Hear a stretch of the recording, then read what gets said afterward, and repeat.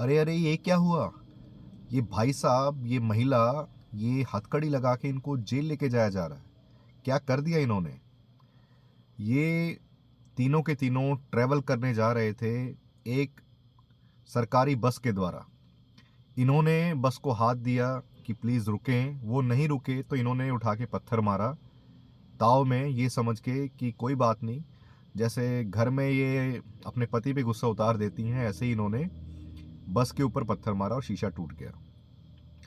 अब उसके बाद ड्राइवर ने कंप्लेंट की और इनको किस एक्ट के द्वारा, किस धारा के द्वारा इनको जेल लेके जाया जा रहा है, क्योंकि वो एक पब्लिक प्रॉपर्टी थी। जो पब्लिक प्रॉपर्टी है उसको डैमेज करने के लिए क्या क्या सज़ा मिल सकती है, कितनी सीवियर पनिशमेंट मिल सकती है, ये सारी की सारी जानकारी इस वीडियो के अंदर, ताकि आप जैसे पीछे वो भाई साहब खड़े हैं, पुलिस और म्यूनसिपल अथॉरिटी, इनके प्रकोप से बच सकें और खामखा मुसीबत में ना आए, और अगर कोई और मुसीबत क्रिएट कर रहा है तो आप उसे रोक सकें। सो दोस्तों, बने रहिए अंत तक। नमस्कार दोस्तों, मैं हेमंत कुमार आपका स्वागत करता हूं आपके अपने YouTube channel study with Hemant पर। मैं जल्दी से शेयर करूं कि रोज़ शाम को 7:15 बजे हमारी न्यू वीडियो आती है, तो जल्दी से चैनल को सब्सक्राइब कर दें, लाइक शेयर कमेंट करें, आगे बढ़ने में थोड़ा सहयोग करें।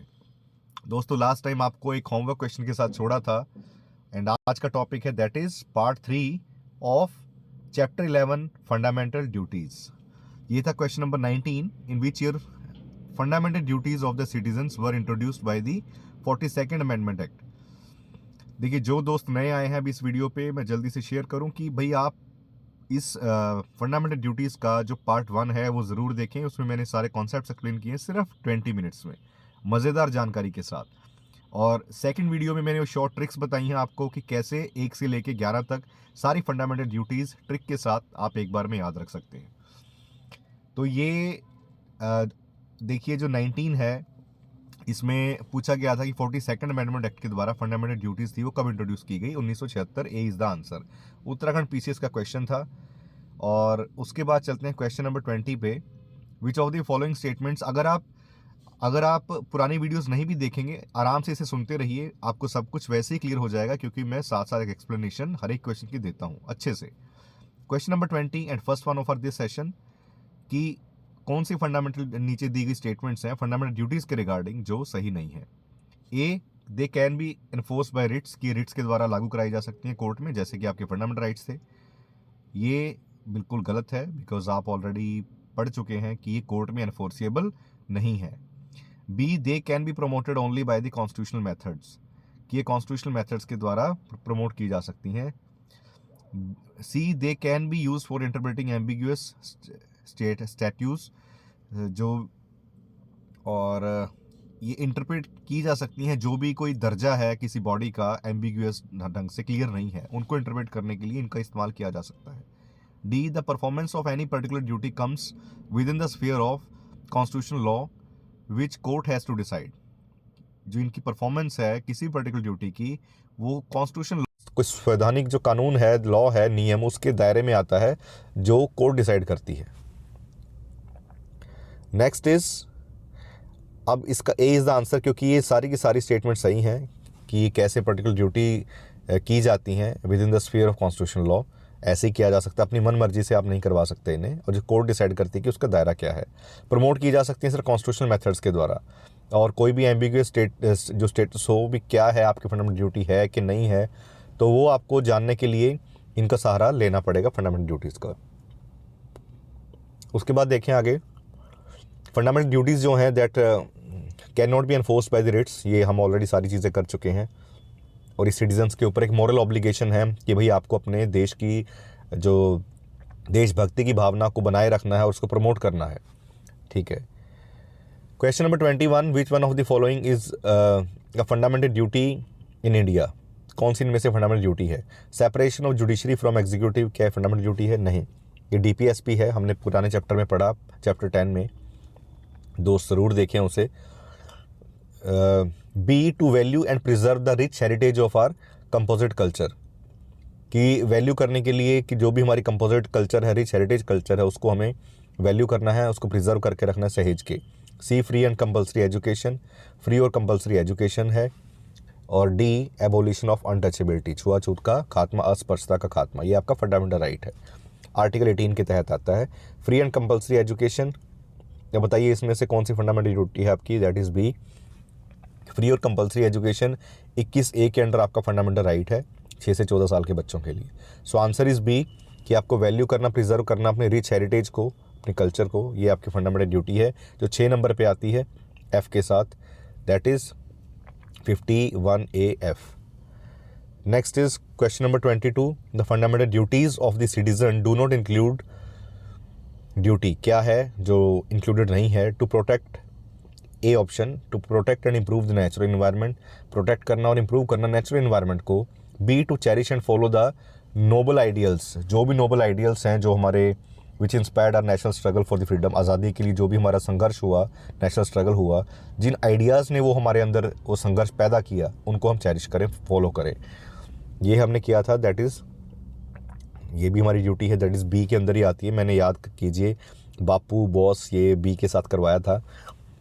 उसके बाद है C, to strive towards abolition of untouchability, छुआछूत का खात्मा, उसकी तरफ हमें आगे बढ़ना, उसको ख़त्म करें, ये तो ऑलरेडी है, आर्टिकल 18 में फंडामेंटल राइट है आपका। डी है to develop the scientific temper, humanism and spirit of inquiry and reform, कि आपके अंदर साइंटिफिक टेम्पर हो, ह्यूमनिज्म हो और स्पिरिट हो इंक्वायरी की, ये हमने ऑलरेडी किया, ये किस में किया था, ये भी फंडामेंटल ड्यूटी थी आपकी। और सी इज़ द आंसर जो मैंने बताया, पार्ट 3 कॉन्स्टिट्यूशन के आर्टिकल 17 में दिया गया है। नेक्स्ट इज़ क्वेश्चन नंबर 23, हम जल्द ही वो मज़ेदार इन्फॉर्मेशन भी देखेंगे कि पब्लिक प्रॉपर्टी को डैमेज करने के क्या क्या रूल्स हैं, कि उसको डैमेज करने के नहीं, डैमेज ना करने के लिए कि आप कैसे बच सकें उससे, क्या पेनल्टीज़ हैं। Which one of the following is not a part of the fundamental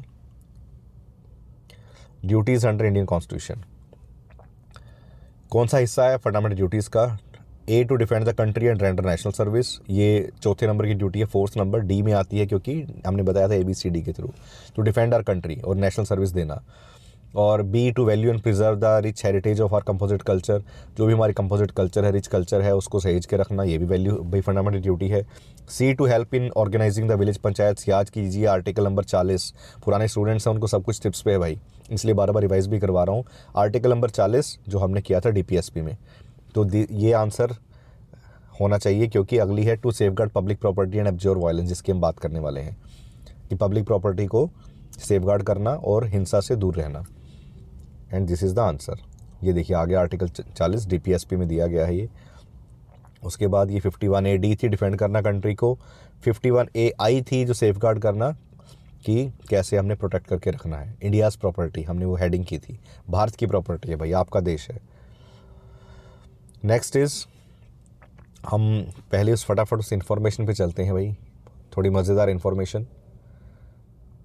yes, ये देखिए बच्चे भी चुपचाप शांत होके एकदम, ठीक है, सोशल सर्विस में लग गए हैं कि पब्लिक प्रॉपर्टी मतलब इन्होंने भी स्कूल की चीज़ें डेस्क डैमेज किए थे तो इनको भी पनिशमेंट दी गई है, ठीक है, इनको सीवियर पनिशमेंट वैसी नहीं, बट उनको जो बड़े हैं, एडल्ट हैं, उनको सीवियर पनिशमेंट ये दी गई है।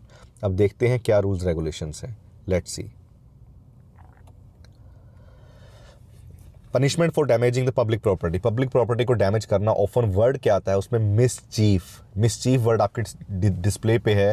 ये टिपिकली क्या इन्वॉल्व करता है, सिग्निफिकेंट फाइन्स एंड इम्प्रिजनमेंट, मतलब अच्छा खासा मोटा फाइन भी लग सकता है और इम्प्रिजनमेंट, और दोनों के दोनों भी, और इम्प्रिजनमेंट 5 साल तक की हो सकती है, मिनिमम 6 महीने की, मतलब 6 महीने थोड़े नहीं है, आप सोचिए कोई एक ऐसा एक्ट करके। ये चीज़ें होती कहाँ पे हैं, जैसे फॉर एग्जांपल कहीं पे थोड़े से कुछ राइट्स हो गए किसी बच्चे की, मुझे अभी भी कॉलेज टाइम में याद है कि सरकारी बस से हम जा रहे थे PRTC, मैं पंजाब में पला बड़ा हूँ, तो भाई PRTC की बस थी, तो कोई स्टूडेंट ने बोला कि आगे कॉलेज है वहाँ पे ड्रॉप कर दीजिए, बस रोक दीजिए, ड्राइवर ने मना कर दिया उस नोक झोंक के अंदर, नोक झोंक क्या, थोड़ी गर्मा गर्मी में ड्राइवर ने थोड़ा पुश कर दिया, धक्का दे दिया कि नीचे उतरो, उस लड़के का बैलेंस बिगड़ गया, नीचे गिर गया और बस का टायर उसकी बॉडी के ऊपर से निकल गया, तो उसके अंदर उसको इमरजेंसी हॉस्पिटल लेके गया, वो बच गया बट बॉडी किसी काम की नहीं रह गई, पूरी थाई पिचक गई थी। अब आप सोचिए क्या एक छोटी सी उस मिस्टेक के कारण वो वायलेंस से दूर रहता, सिर्फ फंडामेंटल ड्यूटी का भी ध्यान रखता, प्रॉपर कंप्लेंट करने का तरीका था। आप सोचिए कि ऐसे तो ये मानेंगे नहीं। देखिए आप उस रोडवेज़ के उस जो भी वो ट्रांसपोर्टेशन है उसके जीएम को, जनरल मैनेजर को कंप्लेंट लिखते, मसला कहीं बेहतर ढंग से हल होता। चाहे वो जो कंडक्टर थे या वो, उनको सस्पेंड भी किया जा सकता था और अगली बार के लिए सबके लिए मसला हल होता। तो सारे लड़के रोड पे आ गए तो पूरा चक्का जाम कर लिया, बसें तोड़ने लगे, आगजनी करने लगे। तो मैंने पहली बार ऐसा सीन देखा था, मूवीज़ में ही देखा था। और कोइंसिडेंस से मैं भी जस्ट वहाँ पहुँचा और मैंने भी एक आधा पत्थर उठाया। वो जो बंदरों वाली एज होती है ना, जैसे मंकीज़ की तरह उछल कूद करने वाली, उत्पात मचाने वाली। तो मैं शरीफ सा लड़का पढ़ने वाला, मुझे भी लगा कि बहती गंगा में हम भी हाथ धो लें। एक दो पत्थर मैंने भी उठाए, लेकिन इतने में ही पुलिस वाले भाई साहब आगे डंडा लेके और मैं वहाँ से भागा और मैं बच गया। मैं उस एक्टिविटी को करने से जाने अनजाने में बच गया। उसके बाद मुझे रियलाइज़ हुआ जब मेरे फादर ने मुझे एक्सप्लेन किया कि ऐसे करने से कैसे आपका करियर पूरा ख़त्म हो सकता था। एक बार अगर इस एक्ट के तहत, जिसकी हम अभी बात करेंगे, ठीक है, prevention of damage of public properties act 1984, इस एक्ट के तहत अगर एक बार एफआईआर दर्ज हो जाती तो मिनिमम 6 महीने की जेल थी, कॉलेज से रेस्टिकेट। सोचिए कितनी बड़ी मुसीबत में आता मैं। ऐसे ही दोस्तों आप भी बच सकते हैं, अपने किसी नियर डियर को बचा सकते हैं। अब उसके बाद देखिए, जो भी इसमें आता क्या क्या पब्लिक प्रॉपर्टी में, जो भी वाइटल इंफ्रास्ट्रक्चर है, वाइटल मतलब बहुत ज़रूरी, जिसके बिना जनजीवन अस्त व्यस्त हो जाएगा पूरा। वाटर हो गया, पानी है, पावर है मतलब बिजली हो गई, ट्रांसपोर्ट है, जो रेलवे है, बस है, यातायात है, वो सारा का सारा। तो इन लॉज के under public prevention of damage to public properties act 1984 ये सीरियस कॉन्सिक्वेंसेस हैं। कोई भी रॉन्गफुल लॉस हो पब्लिक एसेट को, पब्लिक की जो संपत्ति है गलत ढंग से उसने आपको डैमेज कर दिया है, लॉस कर दिया है गवर्नमेंट को, की पेनल्टीज़ क्या है इसमें। जनरल डैमेज के लिए अप टू 5 साल की जेल है और फाइन भी है, और दोनों के दोनों भी हो सकते हैं। क्रिटिकल इंफ्रास्ट्रक्चर क्या क्या आता है इसमें, मिनिमम 6 से लेकर 5 साल की जेल। और डैमेज करना क्या, इलेक्ट्रिसिटी, ऑयल हो गया, ठीक है, पेट्रोल पंप्स हैं, जैसे सीवेज है, आपने सीवेज को पूरी तरह से तहस नहस कर दिया, ठीक है, वो ओवरफ्लो हो रहे हैं बाद में, रोड के ऊपर गंदा पानी है, माइंस हैं, फैक्ट्रीज हैं, टेलीकम्युनिकेशन, ये सारी चीज़ें आती हैं इसमें। उसके बाद कुछ और देख लें चीज़ें। मिसचीफ की डेफिनेशन क्या है, इट इन्वॉल्व्स डिस्ट्रक्शन, किसी चीज़ को तबाह करना, चेंज करना। आपने उन तारों के साथ छेड़खानी करके एक को उठा के कहीं लगा दिया, थोड़ी काट के उसमें अपनी वायर जोड़ दी, कुछ भी छेड़खानी, चेंज हुआ, डिमिनिश्ड वैल्यू, उसकी जितनी वैल्यू है उस एसेट की, उस संपत्ति की, वो आपने कम कर दी डैमेज करके या किसी तरह से। और इंटेंडिंग रॉन्गफुल लॉस, जानबूझ के आपकी इंटेंशन ये थी कि ये घाटा किया जाए, ठीक है। उसके बाद कोई मजबूरी नहीं है, मतलब आपकी इंटेंशन है, तो उस चीज़ में ही काउंट होगा। और फैक्टर्स क्या है इन्फ्लुएंसिंग द पनिशमेंट, कि nature of the property, nature क्या है प्रॉपर्टी की, damage to the essential services, essential services जो हैं जिससे बिल्कुल जनजीवन लोगों का, आम जनता का अस्त व्यस्त हो जाएगा, तो वो उसके लिए तो सीवियर पनिशमेंट है, और भी हार्श पनिशमेंट्स मिलेंगी, पेनल्टीज़ मिलेंगी। उसके बाद चलते हैं आगे, कॉन्सिक्वेंसेस, कि क्रिमिनल रिकॉर्ड बन जाएगा। एक बार अरेस्ट होने का रिकॉर्ड बन गया, थाने में चढ़ गया, आजकल तो सब ऑनलाइन है, अगली बार थोड़े से भी किसी दिक्कत में आए, थाने में गए, पहले वो रिकॉर्ड चेक कर लेंगे, भाई ये पुराना डिफ़ाल्टर है, इसको अंदर डालो पहले। फाइनेंशियल लाइबिलिटीज़, ऑफेंडर्स को जैसे बताया, वो जो कॉस्ट ऑफ रिपेयर्स हैं, ये फाइनेंशियल लाइबिलिटी, मतलब वित्तीय बोझ भी आपके ऊपर होगा पैसे का। अकेला सिर्फ दंड से काम नहीं चलेगा। अगर वो 50,000 की चीज़ थी, 2 लाख की डैमेज हुई है, चाहे गवर्नमेंट आपकी प्रॉपर्टी को एंड बीच में अटैच कर सकती है। जैसे पीछे किसान धरने पे बैठे थे, ठीक है, उसमें से कुछ किसान भी थे और कुछ दूसरे भी थे भाई जो किसान बन के आए थे, क्योंकि किसान ऐसे नहीं करते हैं भाई। आप देखिए, मैं भी हमारी जो बैकग्राउंड है, मैं कृषि बैकग्राउंड से हूँ, हमारी ग्रामीण फैमिली है, तो आप ये समझिए कि ये कौन सा न्याय है एक आम जनता के लिए। उसमें कोई महिला है, कोई प्रेग्नेंट है, किसके घर में कोई गमी है, कोई किसी के घर में कोई मौत हो गई है, वो एक शहर से दूसरे शहर फटाफट भाग रहे हैं, ठीक, कोई एम्बुलेंस जा रही है, बच्चे स्कूल जा रहे हैं, एग्ज़ाम देने जा रहा है, किसी का सेंटर है, और आपने रेलवे रोक के रख दी है, बच्चों का करियर तबाह हो गया आपकी उस एक धरने के कारण। तो आम जनता क्यों सफ़र करे उसके लिए, आम जनता क्यों सफ़र करे, फिर आप कहाँ के अन्नदाता रह जाएंगे अगर आप ये हरकत करेंगे। अगर आपका गवर्नमेंट से ग्रीवेंस है तो उनका जो भी हाउस है वहाँ पे जहाँ वो बैठ रहे हैं, डीसी साहब बैठे हैं, उनके जाके वहाँ पे आप बैठें, पीसफुली प्रोटेस्ट करें, वहाँ पे अपनी मांग रखें। बट आम जनता क्यों तंग हो और फिर वो आपका साथ दे। क्या आप मेरी इस बात से सहमत हैं तो ज़रूर कमेंट्स में लिखें, नहीं सहमत हैं तो प्लीज़ अपना ओपिनियन दें, उसी से एक दूसरे के विचार साझा होंगे और मैं आपके ओपिनियन की भी रिस्पेक्ट करूँगा। सो दोस्तों, दिस वाज ऑल। सो कैसी लगी ये सारी इन्फॉर्मेशन जो आपको मैं एक प्रीवियस ईयर क्वेश्चंस के थ्रू उसी चैप्टर में से कुछ हट के कुछ लेके आता हूँ। ताकि आपको एक वैल्यू ऐड हो इस वीडियो के अंदर और एक एक्स्ट्रा इन्फॉर्मेशन हो जो रियल लाइफ में काम आए। पढ़ते पढ़ते उसको आप इंप्लीमेंट कर सकें, फिर देखिए आपकी पर्सनैलिटी कैसे निखर के आएगी। इंटरव्यू के लिए आपको फेकली तैयारी नहीं करनी पड़ेगी, अच्छी अच्छी पोस्ट के लिए, स्पेशली यूपीएससी पीसीएस के लिए तो बिल्कुल भी ऐसी तैयारी नहीं करनी पड़ेगी। एक नेचुरल आपका आईक्यू बिल्डअप होगा, पार्टिसिपेशन की होगी तो करेक्टर बिल्डअप होगा। अब चलते हैं दोस्तों आगे दोबारा से हमारे क्वेश्चंस पे। Which of the following duties have been prescribed by the Indian Constitution as the fundamental duties? To defend the country, कि देश को बचाना, और to pay the income tax, 3 to preserve the rich heritage of our composite culture। कौन सी इनमें से हमारी फंडामेंटल ड्यूटीज़ हैं जो बताई गई हैं? डिफेंड कंट्री बताया ऑलरेडी, इनकम टैक्स वाली नहीं थी। 3 थी जो rich heritage culture, composite culture को उसको प्रिजर्व करना। 4 to safeguard the public property, ये भी है। तो आंसर्स ऑलरेडी आपके सामने कि 1, 3, 4 is the answer. Let's move on. Question number 25, which of the following are the fundamental duties of the citizen laid down in the Indian constitution? कौन सी इनमें से फंडामेंटल ड्यूटीज हैं? 1 to preserve the rich heritage culture, किया हमने, बिल्कुल है। 2 protect the weaker section from the social injustice, कमज़ोर पक्ष है जो वर्ग है समाज का, उसको सोशल इनजस्टिस, अन्याय से बचाना, ये नहीं है भाई। 3 to develop the scientific temper and spirit of the inquiry. तो आप सोचिए अगर एक बार आप ट्रिक को याद करके कर लेंगे तो क्वेश्चंस बिना ऑप्शंस के याद हैं आपको। So here is the answer. पहले 4th एक और ऑप्शन है, to strive towards excellence in all spheres of the individual and collective activity. चाहे इंडिविजुअल एक्टिविटी है, चाहे कोई सामूहिक एक्टिविटी है, उसके हर स्फीयर में, हर क्षेत्र में हम बेस्ट करने की कोशिश करें, एक्सीलेंसी की तरफ जाएं। ये भी हमारी फंडामेंटल ड्यूटी है, तभी हम बेहतरीन नागरिक बन के आएंगे, देश का asset. C that is 1, 3, 4 and this is next is 26, protection of each of the following is a fundamental duty of the Indian citizen. देखिए इसमें से प्रोटेक्ट करना विच ऑफ द फॉलोइंग, किसको प्रोटेक्ट करना फंडामेंटल ड्यूटी है? A village panchayat, B national flag, C SC STs, schedule caste, schedule tribes, D wildlife. जी हाँ दोस्तों, किस चीज़ को प्रोटेक्ट करना? डी वाइल्ड लाइफ को प्रोटेक्ट करना। नेशनल एंथम, नेशनल फ्लैग की रिस्पेक्ट करना ड्यूटी है, प्रोटेक्ट करने की बात नहीं दी गई है वहाँ पे। यहाँ पे वाइल्ड लाइफ को प्रोटेक्ट करना, फॉरेस्ट को, वाइल्ड लाइफ को, इनको प्रोटेक्ट करना, ये आपकी ड्यूटी है। ये देखिए, respect the ideals of the institutions, और जो भी इन्वायरमेंट के लिए इम्प्रूव करना, नेचुरल इन्वायरमेंट को प्रोटेक्ट करना उन्हें और इम्प्रूव करना, ये हमारी ड्यूटी है, जिसमें फॉरेस्ट आ गई, लेक्स आ गई, रिवर्स हैं, वाइल्ड लाइफ है, उसके लिए कंपैशन रखना, लिविंग क्रिएचर्स के लिए, जो जीव जंतु हैं उनके लिए, कि भाई धरती सबकी है, अकेली हमारी नहीं है। कोई किसी को मार देता है कुछ खाने के लिए, कोई शौक के लिए, भाई धरती सबकी है, तो इसलिए हमारे पास राइट नहीं है।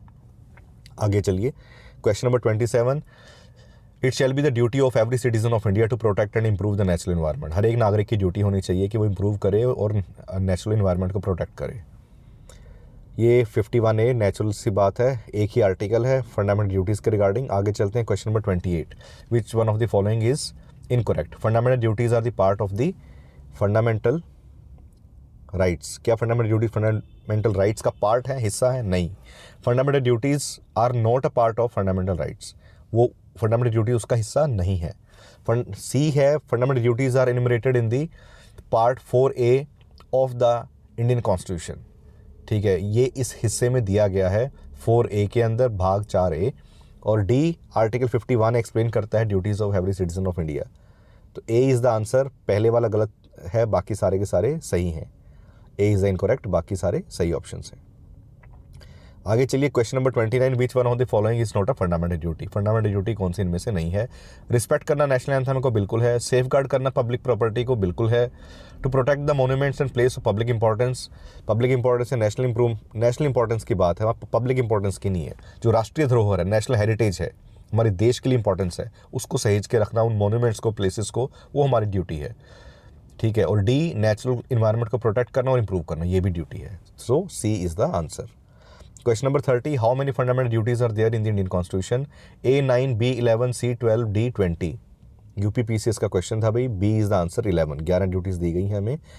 10 ड्यूटी थी ओरिजिनली और 11वीं ऐड की थी, जैसा मैंने प्रीवियस वीडियो में बताया 86 अमेंडमेंट एक्ट 2002 के द्वारा 51A के, जिसमें हर एक पेरेंट्स की या गार्जियन की ड्यूटी है कि वो बच्चे को अपॉर्चुनिटी दे जो 6 से 14 साल के बीच में है, कि उनको एजुकेशन मिले। Question number 31, which one of the following is not provided in the part 4 of the part 4A, जो नहीं दी गई हैं? To respect the national flag बिल्कुल दी गई है भाई उसमें।